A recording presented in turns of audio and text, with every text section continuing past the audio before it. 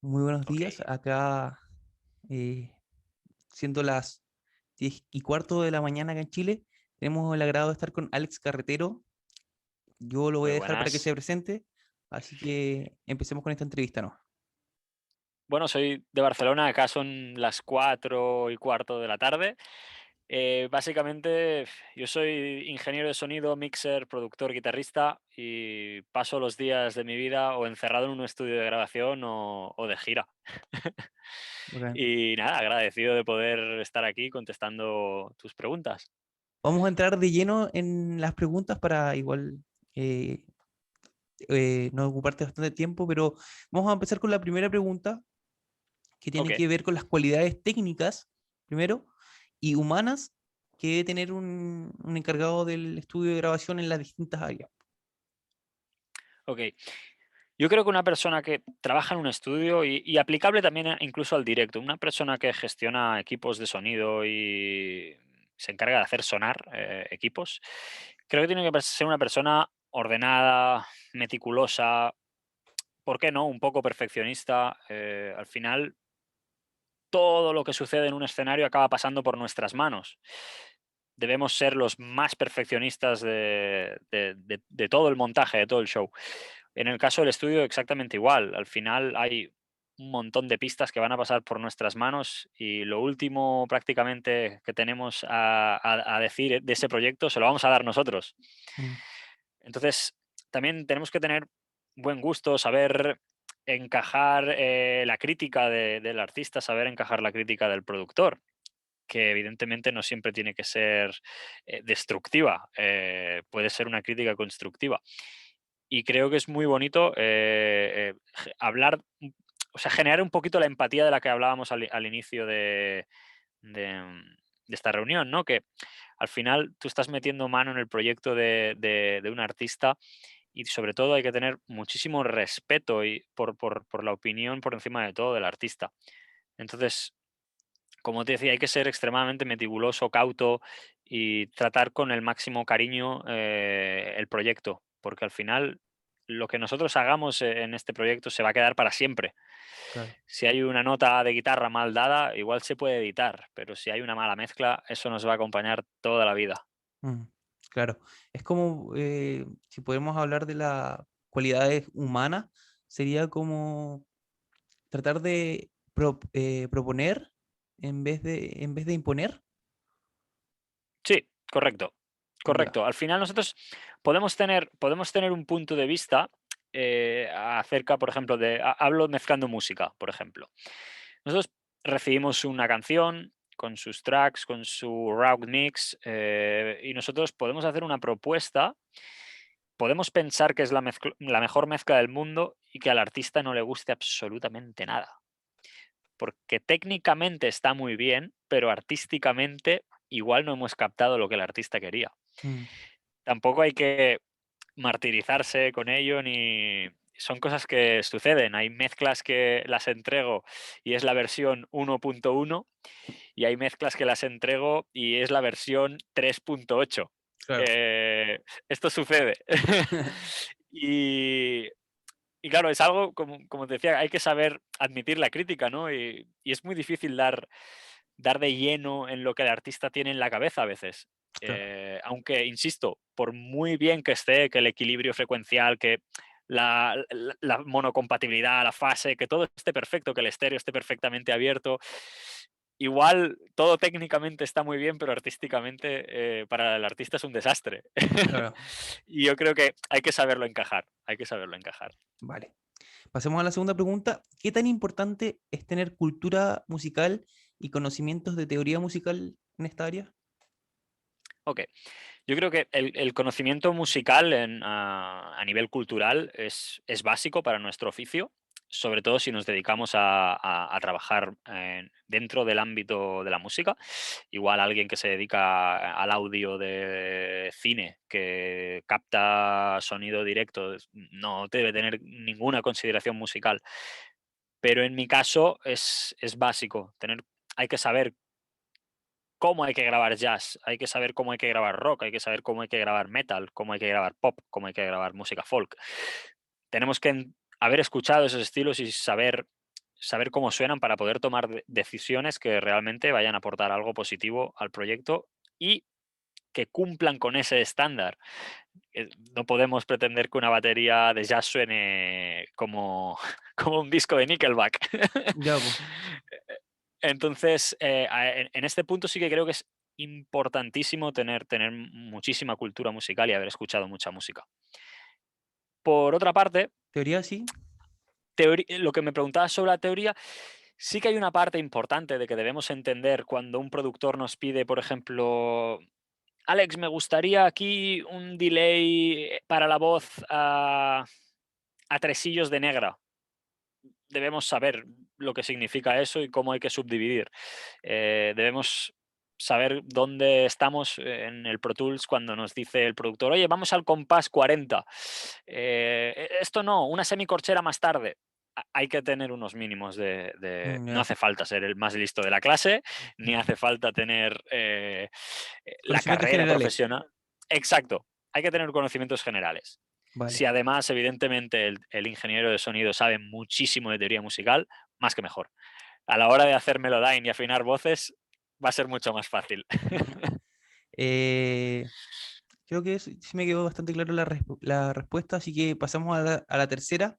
¿Qué Ok. condicionantes mejoran o empeoran el trabajo dentro de un estudio de grabación? ¿Qué condiciones? Sí. Yo creo que lo que siempre hace que todo vaya fenomenal es que haya buen rollo dentro del estudio. Si hay buen rollo por parte del artista, exactamente. Y más en la parte, porque eso fue como parte humana, pero la parte técnica, que puede haber alguna condicionante que mejore o empeore esto. Básicamente, si la persona que está a los mandos conoce las máquinas del estudio y conoce la forma de trabajar del productor o se entienden de manera rápida, no debe haber un problema. Es decir, sí que te encuentras con productores que igual tienen una metodología a la hora de grabar que igual tú no tienes. Tienen una forma de hacer o de editar voces o, bueno, que no es la tuya. Y tú como ingeniero del estudio tienes que amoldarte a esa manera de hacer. Hay artistas que prefieren grabar sílaba por sílaba y hay artistas que prefieren grabar a pequeños cachos Mm. y hay artistas que quieren grabar todo tiradas enteras del tema porque ahí es donde realmente está el vibe y la energía. Entonces, no querer imponer por encima de la opinión de los demás tu opinión. Es decir, si el artista quiere grabar así, oye, el artista es el que paga el estudio, es el proyecto del artista y es la comodidad del artista. Claro. Nosotros estamos ahí para hacerle la vida más fácil al artista y Como no para querer brindarle un imponer. servicio. Exactamente. Sí, sí, siempre sugerir, nunca imponer. Ya. Em, ¿Qué ventaja aporta trabajar con equipos analógicos y equipos digitales? Porque en el estudio, ¿cómo era que se llamaba? Lo seguí también. Puerta 17, ¿no? ¿Cómo era? El Yes, estudio. departamento 17, que Ese, este es mi ese. estudio. Ese es tu Correcto. estudio. Sí, Eh, claro, claro, yo creo que ahí tiene, por lo que vi en la foto, igual cuentas con equipo analógico, con hardware, por decirlo así. correcto. Eh, Yo creo que una de las ventajas, empiezo por las del analógico, si te parece. Sí, Evidentemente, todo tiene ventajas y todo tiene desventajas. Si el factor tiempo fuera eterno, yo creo que el analógico no tendría ninguna desventaja. ya, Eh, bien, la riqueza de armónicos que aporta el hardware en el analógico es indiscutible. El sumar con un equipo externo, como puede ser una mesa, una consola, o como puede ser un sumador analógico, no tiene color, comparándolo como puede sumar un DAW por sí solo. Al final, dentro de la computadora estamos sumando ceros y unos sí, y fuera de la computadora estamos sumando electricidad. Eh, los transformadores dan vida a las cosas. La compresión es de verdad fuera de un claro. ordenador. Entonces, todo electrónicamente se comporta muy distinto que dentro de un ordenador. Ya. Hay unas diferencias en el grave, en la imagen estéreo, espectaculares. Entonces, claro, sería maravilloso mezclar un álbum completamente en analógico, pero a nivel tiempo sería muy costoso y Claro. a nivel posibles modificaciones también sería muy costoso. Deberíamos tener las modificaciones realizadas el mismo día, porque si desmontamos todo el setup, despacheamos y cambiamos el setup, ya nunca va a sonar igual. Entonces, ahí tenemos una desventaja que es el factor tiempo, la practicidad de poder abrir el proyecto 2 meses después y hacer alguna modificación. Esa ventaja sí que nos la da el digital.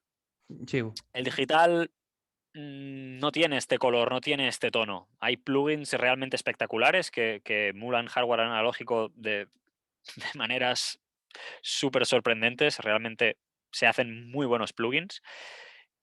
Y claro, tú abres esa sesión de Pro Tools o de Cubase, de Logic, lo que sea, y siempre está igual. Sí, po. Nada ha cambiado. Si tú tenías ayer un compresor que estaba, por decir algo, a 60 grados de temperatura funcionando y ahora lo enciendes de nuevo y pretendes que funcione y haga lo mismo, pues no lo va a hacer. Claro. Porque ya no está a la misma temperatura que estaba ayer el componente electrónico y ya se va a comportar diferente simplemente por algo tan simple como que no está a la misma temperatura. Claro. Y esto sucede, yo nunca mezclo nada con mi sumador analógico que tengo en el estudio, nunca mezclo nada si el sumador no lleva por lo menos 4 horas encendidas.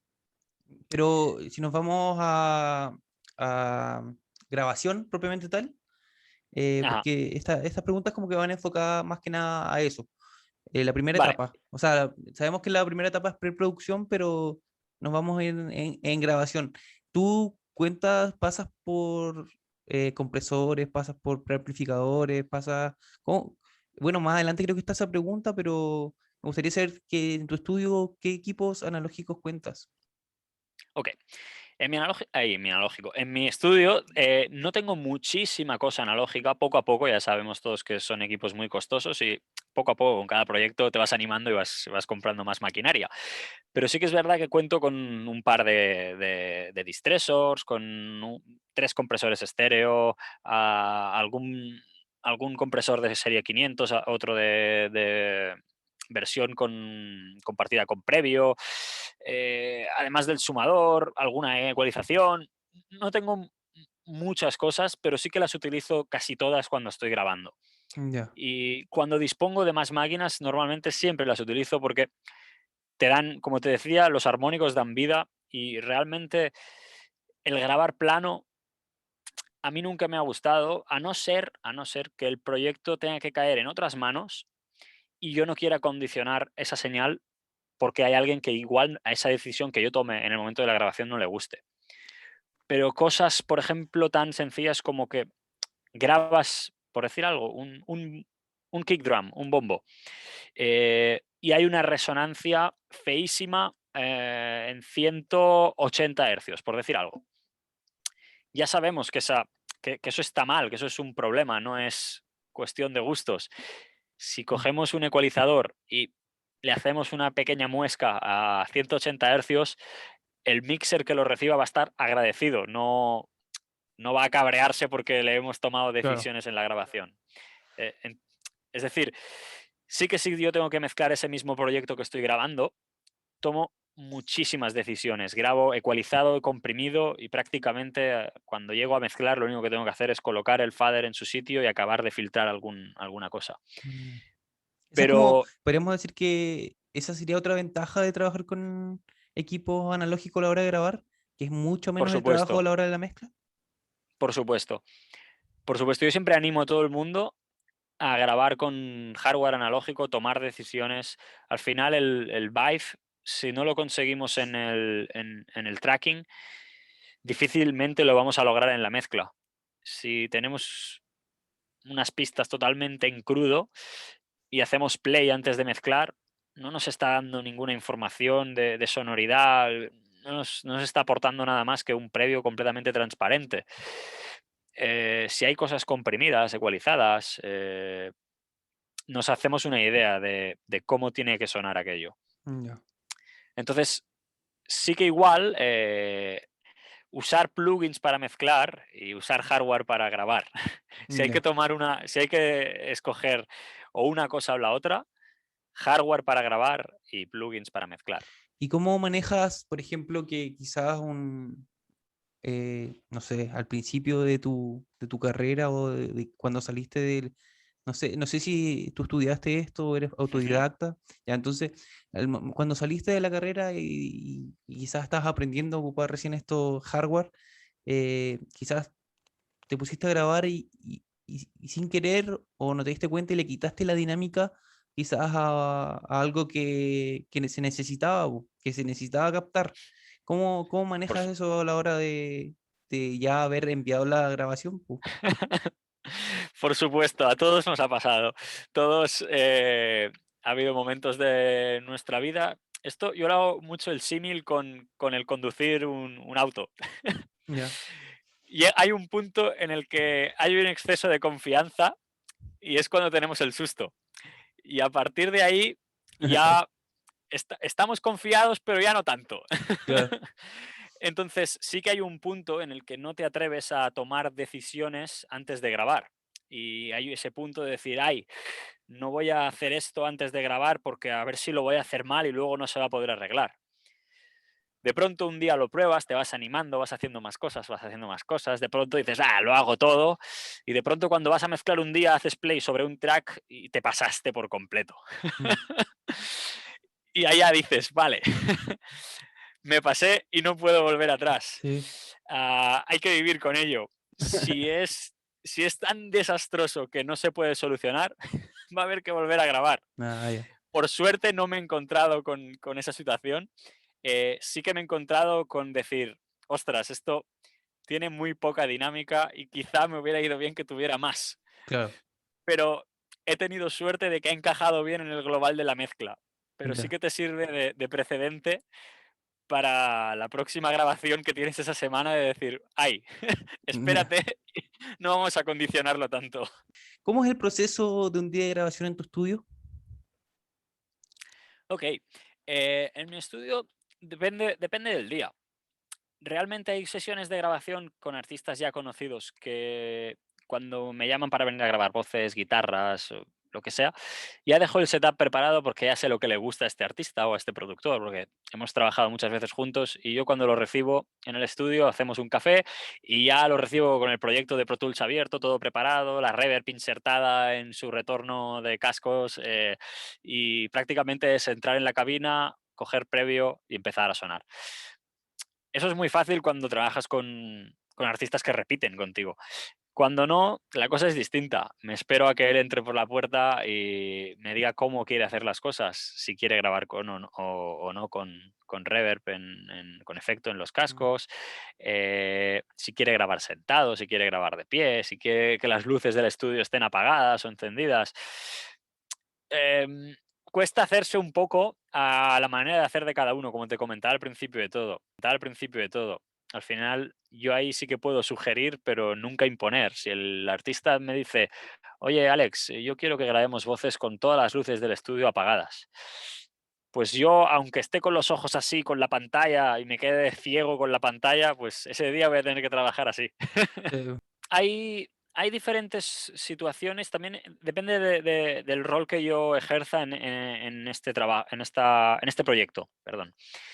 Si yo trabajo exclusivamente como ingeniero de sonido en el proyecto, rara vez me involucro días antes porque hasta que no llegan los músicos al estudio no sé qué me van a pedir o hasta que no llegue el productor, no reciba la llamada del productor, no voy a saber lo que hay que montar o cómo quieren montarlo. Hay veces que sí que me avisan el día antes y yo hay cosas que dejo preparadas el día antes, o veces que espero a que llegue la gente al estudio y entonces a partir de ahí, hablando, empezamos a montar. Si yo ejerzo el rol de productor, es muy distinto, estoy involucrado de semanas antes en el Mm. proyecto. Yo tomo muchas decisiones de microfonía, de preamps, de qué hardware voy a utilizar. Y hay un poco de todo. Hay productores que te llaman con una semana de antelación y te hacen un channel list con el hardware que quieren utilizar, cada microfonía cada micrófono que quieren usar. O gente que directamente te dice, Oye, Alex, tranquilo, el lunes cuando lleguemos al estudio ya vemos cómo lo hacemos. Depende del cliente. Claro, hay algunos que les gusta quizás conversar esto previamente y otros más que les gusta estar ahí, conversar en el momento y... Exacto, exacto, que de pronto llegan, ven el espacio y en función del espacio deciden.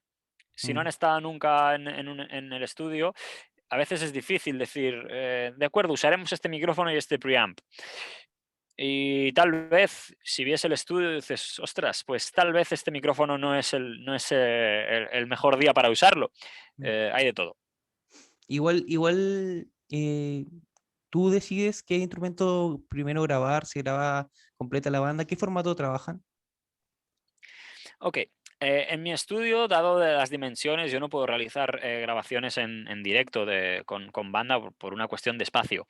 Sí que en Medusa Estudio Barcelona, que es el otro estudio donde trabajo, este sí que no es mío, ahí yo trabajo como ingeniero freelance. eh, Acá sí que podemos decidir si vamos a grabar por pistas, vamos a grabar primero la batería, después el bajo, después guitarras, teclados, voces, orquesta, lo que sea.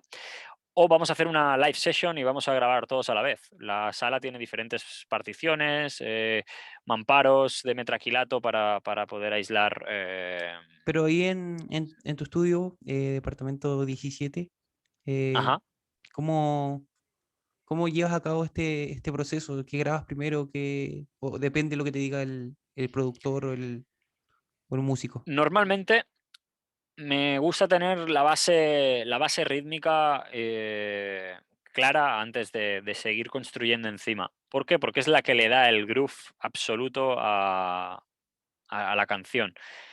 Si la batería no está cuantizada perfecta, pero tiene un pequeño movimiento, pero que es agradable, tal vez podemos tocar todos encima de la batería y olvidarnos del click.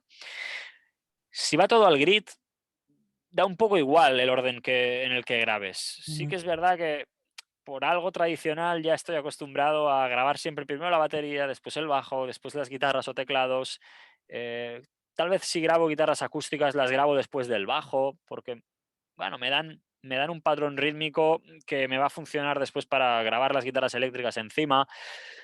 Me gusta tener muy bien la base antes de construir encima. Ya. También es verdad que si hago grabar al cantante primero sobre la demo y luego grabamos el resto, probablemente el cantante no esté dentro del tema. Mm. Y Pero igual por se eso necesita normalmente esa voz igual se necesita como esa voz de referencia, sí, sí, ¿cierto? sí, hay muchos músicos que sí que necesitan tener esa voz de referencia o tener instrumentos de referencia para entrar en el vibe del tema. Hay otros que no, que yo me he encontrado, rara vez, pero me he encontrado con algún batería que me dice, ponme el click, que yo me sé el tema de arriba abajo. Y tocan el tema sin haber, sin haber escuchado nada en el background, Claro, absolutamente nada. lo tienen muy Y está, interiorizado. per- y está perfecto. Realmente son maneras.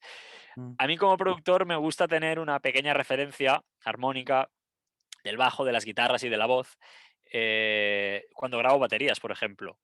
Porque me gusta ver si ese break está funcionando con la voz o si esos platos están tapando un momento muy suave.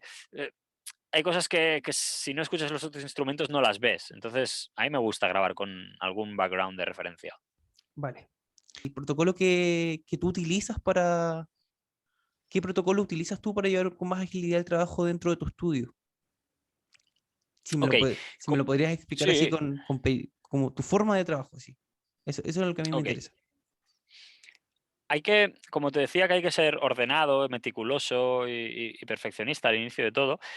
Al final todo, cualquier cosa que se automatiza, que tú repites constantemente, al final te hace ser muchísimo más eficiente y muchísimo más rápido y el no tener que pensar ostras, ¿dónde está este archivo? ¿Dónde lo guardé? Es muy importante el tener ordenadas las cosas por carpetas, siempre con los mismos nombres, mismos colores. Por ejemplo, para mí los proyectos se dividen en varias sesiones. Yo trabajo con Pro Tools y los proyectos se dividen entre tracking, edit y mix, y el mix va por versiones. Es decir, yo cuando mezclo la primera versión del tema, se llama, tal como se llama el tema y tal como se llama el artista, /, mix 1.1. Si yo paso a hacer una segunda versión del mix y son cambios muy sutiles, pasa a llamarse mix 1.2. Pero son en base, esos cambios son en base a lo que ya hiciste, ¿verdad? Exactamente.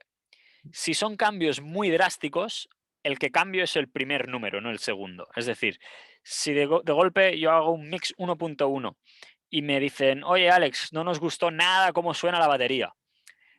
Ok, es un cambio drástico, no son sutilezas, la base debe cambiar. Mix 2.1. Es muy fácil encontrar tus sesiones, tus proyectos, tus stems, una pista editada, si siempre lo nombras de la misma forma, si siempre lo guardas en la misma carpeta, en el mismo orden y utilizas la misma forma de nombrar todos los archivos y carpetas. Por ejemplo, todo lo que yo exporto, imprimo, está dentro de la carpeta del proyecto en una carpeta que se llama prints. Ya. Dentro de prints están los stems, bueno, infinidad de cosas, ¿no? Que esto además tengo en mi Dropbox. Y cuando alguien me dice, oye Alex, ¿me puedes mandar los stems de tal canción? Yo ya no tengo que pensar en, ostras, ¿dónde guardaría los stems de...? No, no, está todo como siempre lo hago. Si yo abro un proyecto y tengo 200 pistas en el proyecto, y me piden, oye, ¿podrías abrir las pistas de batería de aquel proyecto de hace 2 años? Yo sé que mi batería va a estar en color amarillo. No tengo que navegar por toda la sesión entre esas 200 pistas y encontrarlas. Ya sé que esa batería va a estar en todas las pistas que sean de color amarillo. Todos mis efectos van a estar en color, ya lo diré, en color rosa. Todos mis subgrupos van a estar en color rojo. Eh, Al final es una metodología que a mí me funciona para ser eficiente conmigo mismo. Si yo cada vez pintara una pista del color que me parece, cuando buscara una reverb, un delay, un efecto, me volvería loco navegando por la sesión de Pro Tools. Mm. Cuando son 4 o 5 pistas es muy sencillo. Cuando son 120 pistas, la cosa se complica. Sí, Entonces, por eso decía que es muy importante ser ordenado y de golpe, igual tú vas por la versión de tu mix 2.4 y el artista te dice, oye, ahora está todo fenomenal, pero me gustaría recuperar el efecto que teníamos en el mix punto uno de las panderetas. Pues tú rápidamente sabes que si vas y traes, importas tus datos de sesión del mix punto uno sobre tu último mix, sabes que esa pandereta va a estar como estaba en el mix 1 y no has perdido esa información. mm, Siempre está ahí como un historial. claro. Es, es muy importante. Mi metodología se basa eh, en la repetición y tal vez en el pequeño toque que pueda tener para nombrar todas las Mm. cosas y ordenarlas todas. Entonces, eso creo que es fundamental a la hora de trabajar. Si tú cada vez antes de grabar compruebas tu buffer de grabación, nunca vas a tener que, ay, sí, el buffer era muy grande y tenías latencia, disculpa. Si tú ya lo tienes esto como metodología, no te va a coger de sorpresa nada. Ya. Entonces, eso es importantísimo. Establecer tu propia metodología. Pero, por ejemplo, nos vamos a un día de grabación, lo primero que haces quizá, ya, primero lo que conversamos que era la reunión previa, Ajá. luego pasas a crear la lista de canales, todo eso. Yes. Eh, Eh, a eso me refiero como con ok, protocolos. ok. El protocolo del día de grabación, no más allá Sí, de lo de. Ok. Para mí lo más importante del día de grabación es el café. ya. Es muy importante el dedicarle 5 minutos a hacer un café con el artista o con el productor, primero para saber lo que quieren. Si no has tenido la oportunidad de reunirte con ellos antes, el mejor momento es el momento en el que llegan en el estudio. De golpe hacemos un café, charlamos y lo primero que pregunto, si, por ejemplo, viene un productor a grabar un piano, lo primero que le pregunto es, ¿cómo debe sonar este piano? ¿Qué estás buscando? Y esto lo hablamos con un café. En función de lo que este tipo me diga, Claro. yo escogeré la microfonía en función de lo que quiera. Sé que si quiere grabar un piano de jazz, tal vez no busque los micrófonos más brillantes del estudio. En cambio, si el tipo quiere grabar unos pianos de pop o unos pianos dance, tal vez busque la microfonía más brillante que tenga en el estudio. Ya. Entonces, empieza el día empieza un poco por conocer a la gente con la que vas a trabajar durante esta jornada y entender y saber cómo quiere sonar esta gente. Esta es la primera fase del día. Después, evidentemente, elaboro la lista de canales, escojo la microfonía, el hardware que voy a utilizar y una vez hecho eso, empezamos a montar la microfonía, colocamos el backline, probamos sonido y muchas veces no acertarás. Muchas veces pondrás ese micrófono, abrirás ganancia, tocarás muchas cosas y no estarás convencido. Lo mejor es ir y tomar otra decisión, cambiar el micrófono. Muchísimas veces pasa. Eh, Rara vez toda la microfonía que he colocado funciona perfectamente tal y como la he puesto desde el primer momento. Entonces, no hay problema. Entras en la sala de grabación y, oye, vamos a cambiar el micrófono de la caja, la tarola creo que le llaman ustedes. Sí. Eh, Caja igual, caja, sí. ¿Sí? Sí. Entonces, pues no hay que tener ningún tipo de miedo ni problema. Estas cosas pasan. Quiero decir, igual tú pensabas que un SM57 iba a funcionar para aquella caja y resulta que no. Y resulta que funciona mejor un M80. Ya. Bien, suerte que tenemos de tener más microfonía para poder cambiar ese micrófono y tomar esa decisión. Entonces, una vez está todo sonando como nosotros queremos o como el productor quiere, a partir de ahí vamos haciendo tomas. Es Ya. importante descansar. Cuando el músico está cansado también darle mm, un tiempo para descansar. Entonces, ¿eso vais guardando cada toma? Sí, O... yo guardo normalmente, a no ser que explícitamente me digan, esta toma elimínala, porque hay gente que lo dice en imperativo, elimina esta toma. No la guardo, pero por lo general siempre, siempre, siempre está todo guardado. En playlist, a falta de la playlist está en la carpeta de audio files del proyecto. Es decir, yo puedo tener algo fuera de una playlist que no exista dentro del proyecto, pero esté en la carpeta de audio files. Mm, Porque de pronto alguien dice, ay, ay, ay, eso que hice hace 3 tomas atrás, igual lo podíamos coger y enganchar con esto que acabo de hacer ahora. Y hay que poderles decir que sí. claro. Cuando tú configuras tu sesión de Pro Tools, tienes que haber habilitado todo lo que te va a hacer falta para grabar. Haber habilitado el Quick Punch si lo vas a necesitar. Haber deshabilitado el auto-scrolling de la página si así lo quieres. Bueno, una serie de cosas que haber configurado debidamente tu pista de clic. Bueno, infinidad de cosas, las latencias sobre todo, que Mm, si utilizas el monitoraje de Pro Tools para darle retorno a los músicos, que estemos grabando un buffer lo suficientemente bajo como para que no les produzca latencia. Una serie de cosas que deben estar resueltas antes de hacer rec. de captar bien la señal, Correcto, correcto, porque la mezcla no hace magia, como decías tú. exactamente. Y esto es un problema muy habitual, sobre todo desde que hay tanta facilidad para grabarse en casa. Está muy bien, se han logrado cosas, la gente ha hecho discos realmente espectaculares desde casa.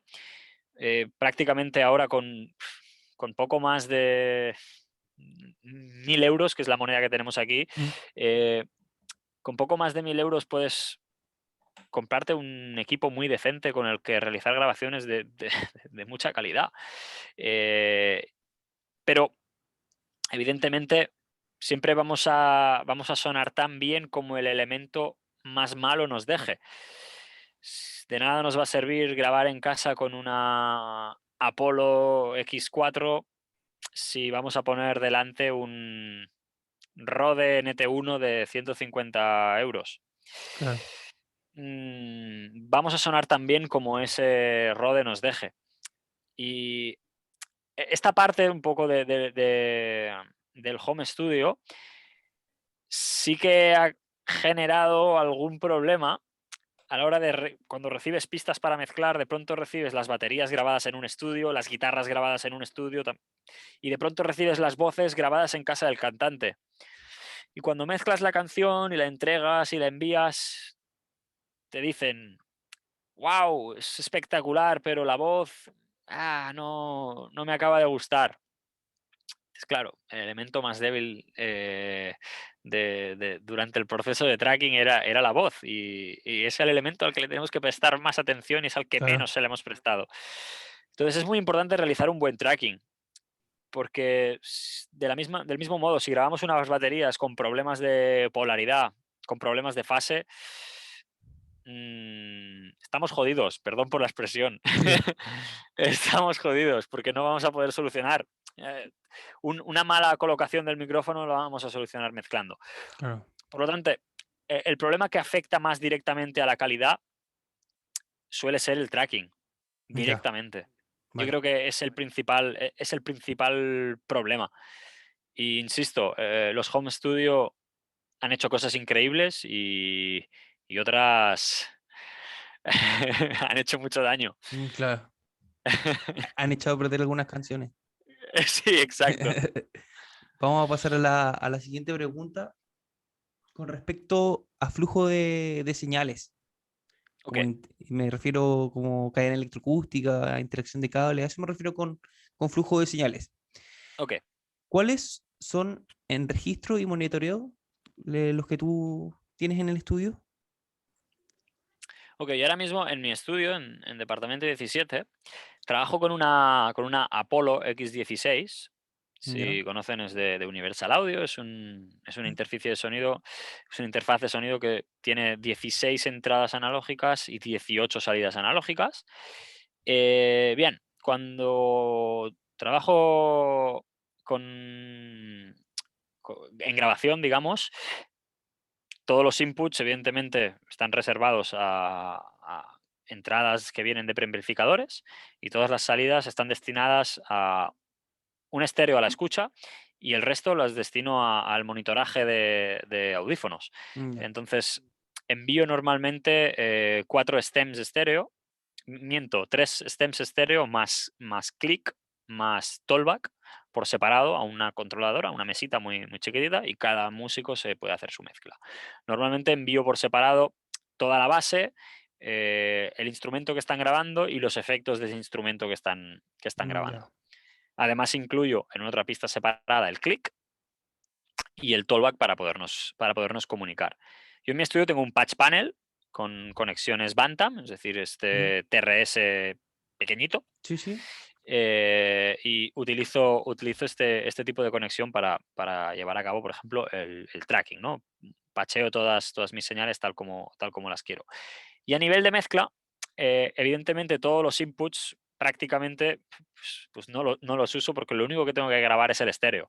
Utilizo solamente dos entradas, normalmente la 15 y 16, podría ser la 1 y la 2 también, Sí. pero utilizo la 15 y 16, y sí que las 16 salidas van a mi sumador analógico, y entonces esta suma analógica vuelve a 2 canales de entrada y es lo que grabo en mi Pro Tools. Ya. Perfecto. Este sería mi flujo de señales a la hora de mezclar. Entonces, si inserto cosas, si inserto hardware en la mezcla, lo hago en el camino hacia el sumador. Es decir, cuando yo salgo de mi conversor digital analógico, de ahí cojo un cablecito, me lo llevo hasta mi aparato de hardware, y del aparato de hardware entro al canal del sumador. Ya. Perfecto. Además, el sumador tiene un punto de inserto en el máster. Entonces, si yo quiero insertar en mi máster analógico un compresor estéreo, en ese punto, yo en mi patch panel también tengo este inserto del sumador nombrado y etiquetado. Pincho ahí mi compresor y activo simplemente este inserto desde el sumador, y voilà, estoy trabajando con un compresor insertado en el sumador. Vale. Vale, Lo puedo Fabricio. mostrar, ¿eh? O sea, mira, muevo el ordenador y os lo puedo mostrar. Este es mi patch panel de aquí, Ya. con mi sumador analógico, y ahí está la X16. Sí, la veo. Y nada, por aquí hay algunos cacharros, hay algún equipo de hardware de serie 500 y demás, y aquí el rack que poco a poco va creciendo. Con respecto a la planificación, si tienes una o dos más jornadas de trabajo en el día, ¿cómo es tu procedimiento para organizarlas? Ok, normalmente depende de lo que tenga que grabar, mezclar o editar.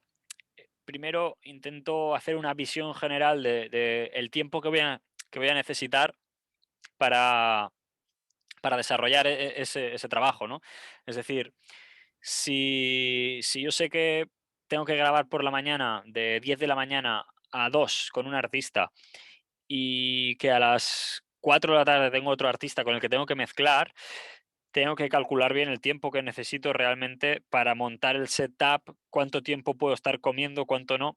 Es decir, un poco todo esto, más que una planificación súper meticulosa que se repite día a día, es que es un poco depende de lo que tenga en la agenda para esa semana o ese día. Si estoy mezclando un álbum y tengo un deadline de 15 días, normalmente me planifico dejando 4 días para lo que pueda pasar. Nunca Mm, apuro hasta el final porque si no, cualquier imprevisto puede estropearlo todo. El que tengas, bueno, es que puede pasar de todo, ¿no? Hasta que se vaya la luz en el estudio y de golpe claro. no puedes trabajar aquel día, por decir algo. O el que una máquina pueda dejar de funcionar. Son muchísimas cosas y apurar es peligroso. Hay que dejar margen para las modificaciones, si no te vas a pasar una noche entera sin dormir haciendo modificaciones y probablemente no escuches nada ya, porque Mm, estés cansado, fatigado y todo lo que hagas a partir de que estás cansado no va a valer para nada. sí, es verdad. ¿Cómo sabes cuánto cobrar por un proyecto? ¿Cómo, o antes, vamos, dividámoslos por etapas. Al principio de tu carrera y Ujú. actualmente, po, según los elementos que tenías antes y los elementos que tienes ahora. Ok, sí que es verdad que, como te decía al principio, que yo contacté con algunos profesionales del sector cuando empezaba. Y por suerte, pues me dieron su punto de vista, me contestaron ese WhatsApp, ese correo electrónico o, o ese mensaje directo por Instagram. Aproveché evidentemente para decir, oye, ¿y cuánto tengo que pedir? ¿Cuánto tengo que pedir para hacer este trabajo? Y yo cuando empezaba en el home studio, siendo consciente evidentemente de que mi espacio no era un espacio profesional, sino que era mi habitación, y yo empezaba a hacer algunos proyectos, algunas ediciones, era muy consciente de ello y evidentemente trabajaba a un precio muy inferior que un estudio profesional porque yo no podía ofrecer el mismo servicio. Por mucho que los conocimientos puedan estar a la altura de alguien que trabaja en un estudio profesional, yo no tengo un espacio acondicionado para pedir aquello, ¿no? Entonces, sí que igual hacía fórmulas de, pues este estudio que es bastante básico, pues pido la mitad porque estoy en mi casa. Bueno, ahí hay un poco, empiezas a hacer fórmulas en tu Mm, casa y empiezas a ver qué precio sería el justo para pedir para aquel proyecto. Y una vez sí que estás en el mercado profesional, sí que te informas un poco de los precios de estudios alrededor que ofrecen servicios parecidos a los tuyos y entonces ahí sí que decides. Y ahí sí que va un punto también de la personalidad, lo que tú quieras valorar tu trabajo. Si prefieres trabajar mucho por poco dinero o poco por mucho dinero, es algo que hay que pensarse muy bien. Yo normalmente cada 2 años modifico algo de las tarifas porque de pronto pienso, tal vez esto debería pedir tal vez algo más, un porcentaje más, porque considero que ahora mis conocimientos para hacer esta faena son mucho mejores que los que tenía hace un par de años y creo que el saber se tiene que pagar, ¿no? El conocimiento también se debe de pagar. Eh, no tanto, no pienso mucho en el factor tiempo a la hora de mezclar, por ejemplo. Probablemente si envías a mezclar una canción a Chris Loralgi te cobre 20 veces lo que yo te cobre por mezclar una canción y probablemente él la mezcle en menos tiempo, ¿Él es un pero está... ingeniero en sonido o un Dime. estudio? ¿Él es un ingeniero en sonido o un estudio? Sí, Chris Loralgi es uno de mis mixers referentes en todo el mundo. Mezcló el American Idiot de Green Day, los discos de Nickelback que más me han gustado toda la historia. Es un mixer excelente. Evidentemente, es el máster. Todos los plugins CLA son suyos. Mm. Este es el tipo. Entonces, claro, esta persona cobra muchísimo dinero por mezclar una canción, pero claro, es que el resultado es inmejorable y el tiempo en el que lo lleva a cabo tal vez sean 4 horas para mezclar una canción. El factor tiempo al final no lo tengo tanto en cuenta a la hora de mezclar una canción. Es más todos los conocimientos que tienes para poder desarrollar ese trabajo, lo que hay que pagar, creo. ¿Y el Eh, equipamiento? ¿Y el equipamiento igual lo tienes en consideración a la hora de cobrar? Para hacer una mezcla no lo tengo en cuenta porque fíjate que hay gente que mezcla in the box, que no utiliza hardware analógico y Mm. el resultado también es maravilloso. Entonces, yo no puedo decirle a alguien, bueno, sí, te va a costar, por decir algo, te va a costar $400 más porque yo tengo una mesa analógica. Y el tipo tal vez te diga, bueno, ya, pero el otro no la tiene y consigue algo igual o mejor. Entonces, por eso el equipamiento para mezclar no creo que sea algo a incluir en el presupuesto. Sí que lo es a la hora de grabar. Igual que Ya, a la hora de editar, igual que a la hora de editar, sí que facturo por horas. Es decir, la edición puede ser un trabajo muy sencillo si está muy bien tocado y muy bien ejecutado, y puede ser un trabajo muy complicado si hay cosas desafinadas, mal de tempo, no tienen groove, hay fallos.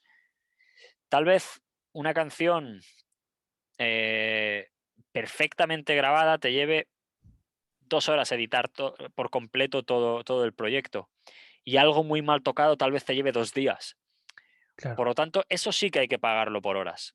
Porque ahí ya no entra tu factor artístico, Entra sino que como el problema que la persona tuvo para ejecutar el exacto, instrumento y cómo lo salvaste tú. exacto. Del mismo modo que también grabar lo facturo por horas. Porque al final, si viene alguien muy rápido grabando, le va a salir muy barato. Si viene alguien muy lento grabando, le va a salir muy caro. Porque al final dispone de mi tiempo para que yo esté pendiente de esa grabación. Básicamente cobras por el espacio y por el tiempo. Ya, Por el espacio que engloba la maquinaria sí. y Pro Tools, todo el hardware y el tiempo, el factor tiempo. Pero sí que es verdad que grabando, cualquier ingeniero de sonido con un productor al lado, un ingeniero de sonido competente, debería poder grabar todos los estilos con el productor al lado, porque el productor al final es el que decide la sonoridad de la canción y tú no eres más que la clave para lograr lo que el productor quiere de captar y cómo lo quiere plasmar en el disco. ¿Cuál es la cadena electroacústica preferida y por qué? ¿Cuál es tu cadena electroacústica preferida y por qué? Ok, a la hora de mezclar, No, a la hora mi a la hora cadena, de grabar. a la hora de grabar. Sí. Ok, normalmente me gustan mucho los previos casi para todo me gustan mucho los previos de respuesta lenta, tipo NIF. Ya. ¿Por qué? Porque tienen un color, tienen un grave súper bonito y súper controlado. Me gusta mucho grabar con el mismo tipo de previos si intervienen varios micrófonos. No soy demasiado amigo de grabar las guitarras con diferentes previos. Es decir, si ponemos un micrófono en el altavoz del amplificador y ponemos al lado otro micrófono, que sea el mismo previo. De ese modo, la respuesta impulsional de la señal va a ser la misma en ambos previos. No soy demasiado amigo de los previos rápidos porque no tienen tiempo a dar color. Mm. Suena demasiado pequeño. Pueden resultar funcionales para muchas cosas, ¿no? Pero en general me gustan los previos que suenan gruesos, con armónicos, y entonces siempre tengo la baza de poder sumarle algo de agudos, de poder quitarle algo de grave. Si de golpe la señal es súper nítida, súper transparente y no aporta ningún color, puede ser poco interesante. Ya, Soy muy amigo de grabar con previos NIF. Me gusta ya, mucho como el carácter de NIF para grabar, pero cualquier instrumento.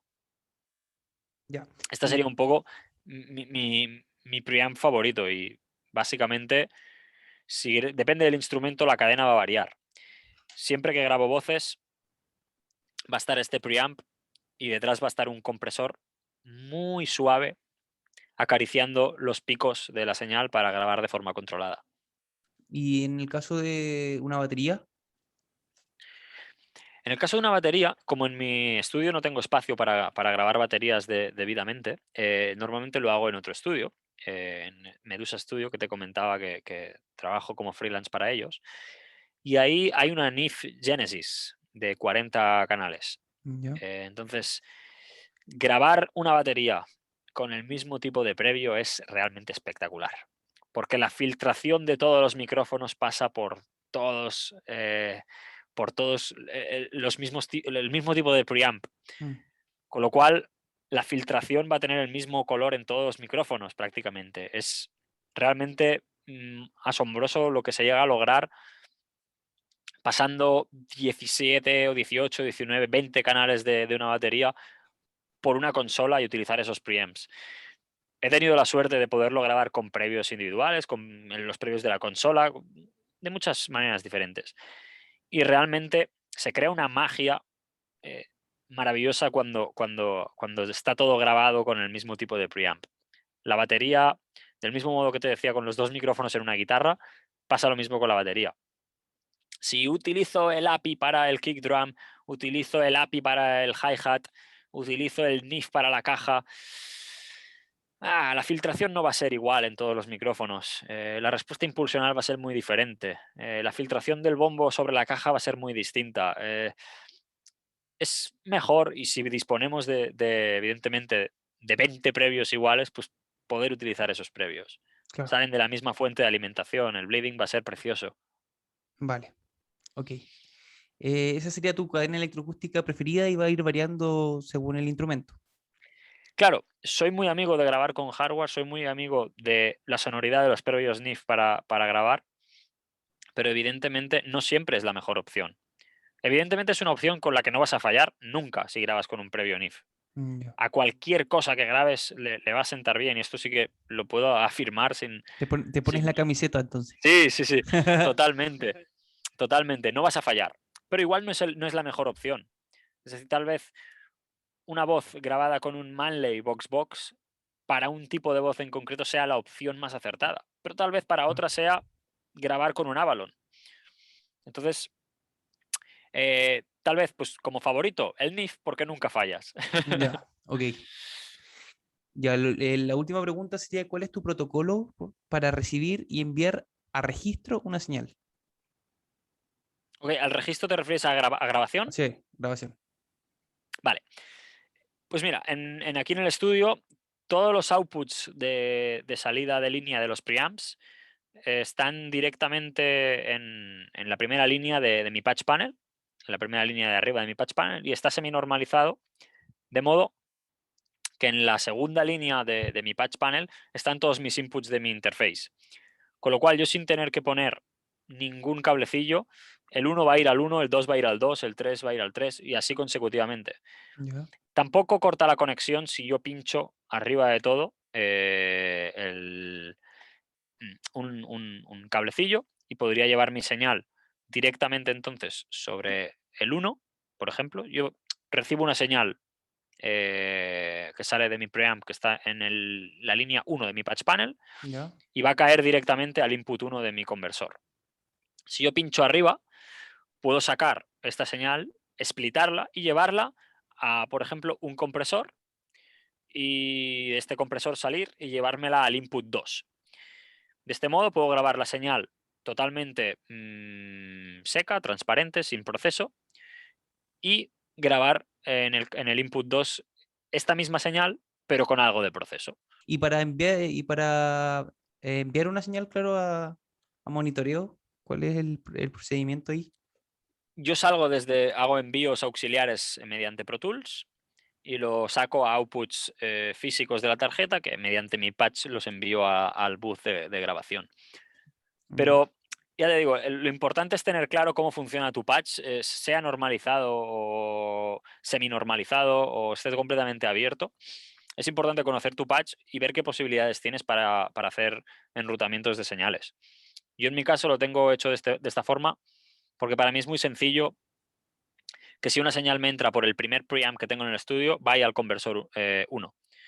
Si la tengo en el segundo preamp, que por orden en el rack, los tengo básicamente ordenados por orden en el rack, Ya. de arriba abajo. De arriba abajo, de izquierda a derecha. Ese es el orden en el que tengo todos mis Pu- outputs de los previos en el patch panel. Porque los músicos te piden de repente, oye, quiero que escucharme con delay, quiero escucharme con reverb, quiero Sí, escucharme con mi voz comprimida. Eso por te lo supuesto. piden. Sí, Entonces, sí, sí. ahí tú ocupas esa metodología para enviar entonces esas señales. Tengo varias opciones ahí. Básicamente, la opción número uno, en el utilizar un plugin encima del Pro Tools. Si me piden, por ejemplo, la voz comprimida, tengo dos opciones desde mi punto de vista. Grabar comprimido tal como va a querer el artista es muy peligroso, Sí, porque podemos estar equivocados, por tanto no lo cuento como una opción. Puedo insertar sobre la pista de Pro Tools que estoy grabando un compresor, el que sea, uno que genere poca latencia, eso es importante. Comprimirla hasta que él esté cómodo, pero yo voy a estar escuchando esa compresión igual que él, porque le estoy haciendo un envío auxiliar y voy a estar escuchando esa compresión todo el tiempo.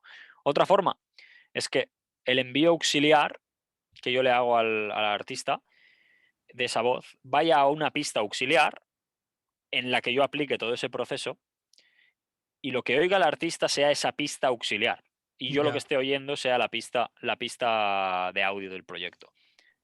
Esto es una gran manera.